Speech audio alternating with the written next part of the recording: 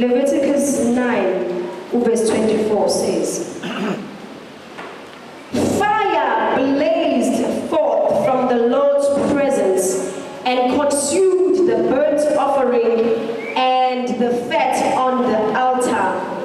When the people saw this, they shouted with joy and fell face down on the ground. The first part. Fire blazed forth from the Lord's presence. From the Lord's presence. Fire came from the Lord's presence.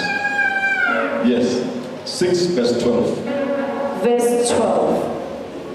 Meanwhile, the fire on the altar must be kept burning. It must never go out.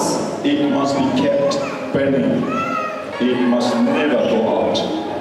The fire on the altar must be kept burning. Holy Spirit is God Himself. The Holy Spirit is God Himself. The Holy Spirit is God Himself. Can I see the hands of those who have the Holy Spirit in them? You have God Himself in you. You have God Himself in you. The Holy Spirit is part of the Trinity. Is one of the Trinity members. So when it comes down, it is God coming down. Now, what is in you? Inside you